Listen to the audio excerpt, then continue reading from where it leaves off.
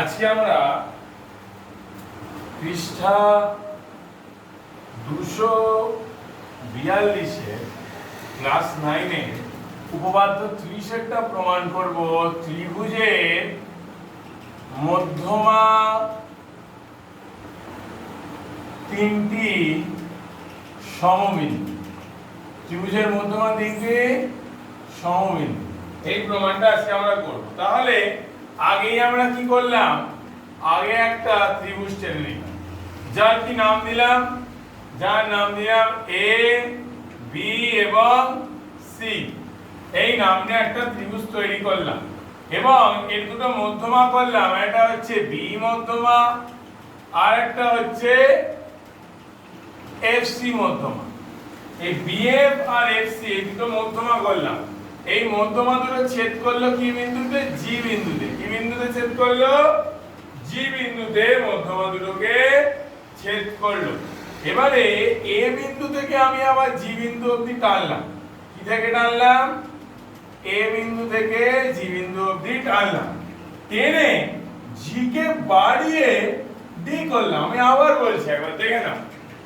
আমি এবিসি ত্রিভুজ টানলাম, সেই ত্রিভুজটায় একটা বি মধ্যমা করলাম, একটা এফসি মধ্যমা করলাম, যারা কিনা কোথায় ছেদ করছে, জি বিন্দুতে ছেদ করছে। এবারে এর কে জি এর সাথে যুক্ত করলাম, যুক্ত করার পরে জি কে আরো বাড়িয়ে দিয়ে আমি বিসি এ যুক্ত করলাম, বিসি এ ছেদ করালাম, যেটাকে আমি দিলাম কি নাম, ডি নাম। এটা আমার প্রদত্তটা কমপ্লিট হয়ে গেল। এবারে আমাকে কি প্রমাণ করতে হবে, আমাকে কি প্রমাণ করতে হবে, আমাকে প্রমাণ করতে হবে যে ত্রিভুজের মধ্যমা তিনটি সমবিন্দু। ত্রিভুজের মধ্যমা তিনটি সমবিন্দু, দেখো আমার এখানে উপপাদ্য লেখা আছে যে কি প্রমাণ করতে হবে। তাহলে যদি এখানে তো বুঝতে পারছো এফটা এ বি এর মধ্যবিন্দু, কারণ আমি সি এফটা এমন ভাবে টেনেছি যাতে এ বি এর মাঝখানে ছেদ করে, বিটা আমি এমন ভাবে টেনেছি যাতে এসি এর মাঝখানে ছেদ করে, কারণ বি মধ্যমা। মধ্যমা মানে সেটা কোথায় ছেদ করছে, তার যে কোণটা তার বিপরীত বাহুকে ছেদ করবে কোথায়, মিডিলে। এই সিএফ টা ছেদ করেছে বি এর মিডিলে এফ, আর এসিটা আছে এসির মাঝখানে আছে ই, যে কিনা এসি এর কি মধ্যবিন্দু। তাহলে আমি যদি প্রমাণ করতে পারি যে এই ডিটা বিসি এর কি মধ্যবিন্দু, তাহলে এই উপপাদ্যটা প্রমাণ হয়ে যাবে। তাহলে আমাকে কি প্রমাণ করতে হবে, ডি বিসি এর মধ্যবিন্দু। এটা প্রমাণ করলেই আমার উপপাদ্যটা প্রমাণ হয়ে যাবে। এবারে লক্ষ্য করো আমি অঙ্কন কি করব। তাহলে অঙ্কনের মধ্যে যেটা আমি আগে করব সেটা হচ্ছে যে এদিকে এইচ পর্যন্ত বাড়াবো। এদিকে কি পর্যন্ত বাড়াবো, এইচ পর্যন্ত বাড়াবো। বাড়িয়ে এখানে আবার এমন ভাবেই আমি বাড়াবো যাতে কিনা, এমন ভাবেই বাড়াবো যাতে এজিও যা হবে আবার জিএইচও তাই হবে। এমন ভাবে এ দিকে এমন ভাবে বাড়াবো যাতে এজি সমান জিএইচ হয়। এজি সমান কি হয়, জিএইচ হয়। এজি কে এমন ভাবেই বাড়াবো যাতে এজি সমান জিএইচ হয়। তাহলে তোমরা এখানে দেখো, আবার বাড়িয়ে দেবার পর আমি কি করব, বাড়িয়ে দেবার পরে বিএইচ কে আর এইচসি কে কি করে দেব, যুক্ত করে দেব। বাড়িয়ে দেবার পর বিএইচ কে আর এইচসি কে কি করব, যুক্ত করে দেব। যুক্ত করলাম, মানে যুক্ত করার পরে তোমরা দেখো এবার আমরা আসবো, এখানে লিখে দেবে বিএইচ ও এইচসি কে যুক্ত করলাম, বিএইচ ও এইচসি কে যুক্ত করলাম।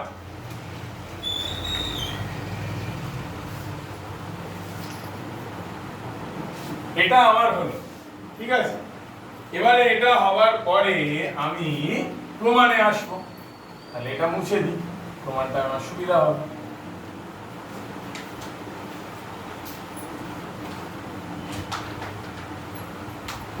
প্রমাণের মধ্যে দেখো এখানে একটা ত্রিভুজ তৈরি হয়েছে, যে কিনা কি এ বি এইচ। ত্রিভুজটা কি এ বি এইচ, ত্রিভুজটা কি এ বি এইচ। এই ত্রিভুজ এ বি এইচ এর কার, এই ত্রিভুজ এ বি এইচ এর এ বি বাহু, কোন বাহুটা, এই এ বি বাহুটা, এর মধ্যবিন্দু কি এফ। তো এই বাহুর মধ্যবিন্দুটা কি এফ, এই বাহুর মধ্যবিন্দু কি এফ। তাহলে এবি বাহুর মধ্যবিন্দু এফ হলে যেটা আমার দেয়া আছে, আর কি দেয়া আছে, এ এইচ বাহুর মধ্যবিন্দু আমি কি টেনেছিলাম, এমন ভাবে টেনেছিলাম যাতে এজিও যা হয় আর জিএইচও তাই হয়। তার মানে এজিও যা হয় জিএইচও তা হয়। তার মানেটা কি, তার মানে জিটা কি এইচ বাহুর মধ্যবিন্দু, তার মানে জিটা কি এইচ বাহুর মধ্যবিন্দু হলো, এইচ বাহুর মধ্যবিন্দু কি জি, কারণ আমি এইভাবেই অঙ্কনটা করেছিলাম। তাহলে যদি তাহলে এফজি সমান্তরাল বিএইচ, কিভাবে দেখো, যদি এবি বাহুর মধ্যবিন্দু এফ আর এইচ বাহুর মধ্যবিন্দু কত জি হয়, তাহলে ত্রিভুজের দুটি, দেখো ত্রিভুজের দুটি মধ্যবিন্দু কে কে, এবি বাহুর এফ আর এইচ বাহুর জি। তাহলে এই দুটো মধ্যবিন্দু সংযোজক সরলরেখা, কে সংযোজক সরলরেখা, এফজি। এবির মধ্যবিন্দু এফ, এইচ এর মধ্যবিন্দু জি, এই যে দুজনের সংযোজক, অর্থাৎ দুজনকে জুড়ছে কে এফ আর জি কে এফজি। ত্রিভুজের দুটি বাহু, এটা আর এটা, এর মধ্যবিন্দু জি আর এফ, এদের সংযোজক সরলরেখাংশ যার কি নাম এফজি। ত্রিভুজের দুটি বাহুর মধ্যবিন্দু দ্বয়ের সংযোজক সরলরেখাংশ এফজি। তৃতীয় বাহু, এই যে ত্রিভুজের তৃতীয় বাহুকে বিএইচ, এর সাথে কি হবে, সমান্তরাল। এটা একটা উপপাদ্য, ত্রিভুজের দুটি বাহুর মধ্যবিন্দু দ্বয়ের সংযোজক সরলরেখাংশ তৃতীয় বাহুর সাথে কি সমান্তরাল। এটা হচ্ছে একটা উপপাদ্য, এই অনুযায়ী আমি এটা বললাম। তাহলে এটা হলে জিসি সমান্তরাল কি হবে বিএইচ। এই জিসি মানে তোমার এইটা সমান্তরাল কি হবে বিএইচ, কারণ লক্ষ্য করো তোমরা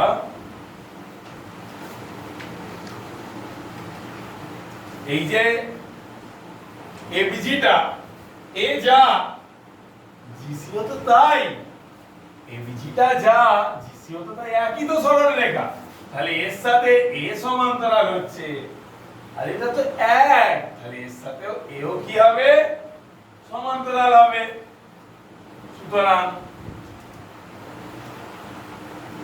এবারে ঠিক একভাবে এ সি এই ত্রিভুজটার নাম কি এ সি এইচ। এবার আমরা এই জিজ্ঞেস করছি ত্রিভুজ এ সি এইচ এর এইচ বাহুর মধ্যবিন্দুকে জি, এইচ সরি এসি, এটা এসি বাহুর মধ্যবিন্দুকে ই, আর এইচ বাহুর মধ্যবিন্দুকে জি, এইচ বাহুর মধ্যবিন্দুকে জি। তাহলে একই ত্রিভুজ অর্থাৎ এইটা, এর দুটো মধ্যবিন্দু অর্থাৎ ই আর জি, এর সংযোগ সরলরেখাংশকে জি, এর সংযোগ সরলরেখাংশকে মধ্যবিন্দু দ্বয়ের সংযোজক সরলরেখাংশ যে কিনা জি, এ তো দুটো বাহু, তৃতীয় বাহুটাকে, তৃতীয় বাহুটা এইচসি, তার সাথে কি হবে, তার সাথে সমান্তরাল। ত্রিভুজের এই বাহু এই বাহু, এই দুটি বাহুর মধ্যবিন্দু জি আর এইচ এর সংযোগ সরলরেখাংশ জি, তৃতীয় বাহু অর্থাৎ এইচসি এর সাথে কি সমান্তরাল। তাহলে এর সাথে যদি এ সমান্তরাল হয়, এর সাথে যদি এ সমান্তরাল হয়, তাহলে এর সাথেও কি এ সমান্তরাল। তাহলে জি এর সাথে যদি বিসি জি এর সাথে যদি এইচসি সমান্তরাল হতে পারে, তাহলে বিজি এর সাথেও এইচসি কি হবে সমান্তরাল হবে। বিজি এর সাথে এইচসি কি হবে সমান্তরাল হবে। তাহলে এবার লক্ষ্য করো, আমরা একটা চতুর্ভুজ পাচ্ছি। চতুর্ভুজটা কি? B G C H, BG C. আমার হাতটা সবাই দেখো, B G C H, BG. তাহলে বি জি সি এইচ চতুর্ভুজের জিসি সমান্তরাল বিএইচ। আগেই ছিল আমাদের, দেখো জিসি সমান্তরাল বিএইচ। আবার এইদিকে বিজি সমান্তরাল এইচসি, অর্থাৎ জিসি মানে এটা কার সাথে সমান্তরাল বিএইচ এর সাথে। আবার বিজি মানে কোনটা? এইটা কার সাথে সমান্তরাল সিএইচ এর সাথে। আবার জিসি সমান্তরাল কার সাথে বিএইচ এর সাথে। অর্থাৎ একটা জিনিস ধরে এরকম একটা এ হলো চতুর্ভুজ, এটার বাহুর সাথে এটা সমান্তরাল, এই বাহুটার সাথে এই বাহুটা সমান্তরাল। তার মানে চতুর্ভুজের কি সমান্তরাল? বিপরীত বাহুগুলো সমান্তরাল। কি সমান্তরাল? বিপরীত বাহুগুলো সমান্তরাল। তাহলে চতুর্ভুজের যখন বিপরীত বাহুগুলো সমান্তরাল হবে, আর একটা কর্ণ আছে। কে? কর্ণ দুটো হচ্ছে জিএইচ আর বিসি। জিএইচ আর কি? বিসি। জিএইচ আর বিসি। তাহলে দেখো, দুটো একটা সমান্তরালকে কি হতে হয়? দুটো বাহু পরস্পর কি হতে হয়? সমান্তরাল হতে হয়। হয়েছে। আর তোমরা দেখো, এই যে পুরো বিসি বাহুটা, এর মধ্যবিন্দুকে ডি, বিসি বাহুর মধ্যবিন্দু কে ডি, বিসি বাহুর মধ্যবিন্দু ডি। আর এই চতুর্ভুজের কর্ণটা কে? কর্ণ হচ্ছে একটা বিসি ও একটা কি জিএইচ, এই দুজন হচ্ছে কর্ণ। আবার এই বিসি বাহুর মধ্যবিন্দুটাকে ডি। তাহলে আর একটা কি সমান্তরিকের, দেখো যেখান দিয়ে জিডিটা গেছে, সেখানেই বিসিটা দুভাগে ভাগ হয়েছে। তার মানে একটা কর্ণ অন্য কর্ণকে কি করছে? সমদ্বিখণ্ডিত করছে। এটা কোন চতুর্ভুজের ক্ষেত্রে সম্ভব? এটা সম্ভব সামান্তরিকের ক্ষেত্রে। এটা সম্ভব সামান্তরিকের ক্ষেত্রে, যেখানে কর্ণদ্বয় পরস্পরকে কি করে? পরস্পরকে সমদ্বিখণ্ডিত করে। সমন্বয় পরস্পরকে এখানে কি করেছে? সমদ্বিখণ্ডিত করেছে। তাহলে একটা সামান্তরিক হতে গেলে একটা চতুর্ভুজের কটা কোয়ালিটি লাগে?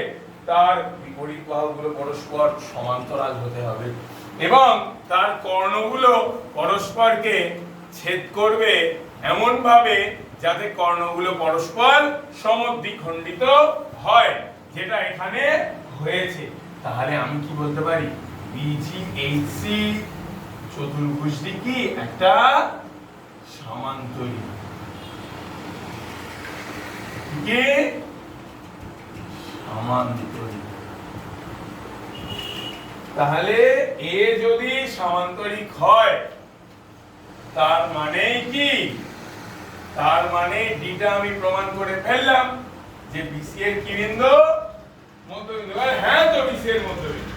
এই সামান্তরিকের কর্ণ দুটো বিসি আর জিএইচ। আর এ যদি সামান্তরিক হয়, তাহলে তো এর কর্ণদ্বয় পরস্পরকে ছেদ করলে, এই কর্ণদ্বয় পরস্পরকে ছেদ করলে তো সমদ্বিখণ্ডিত করবেই।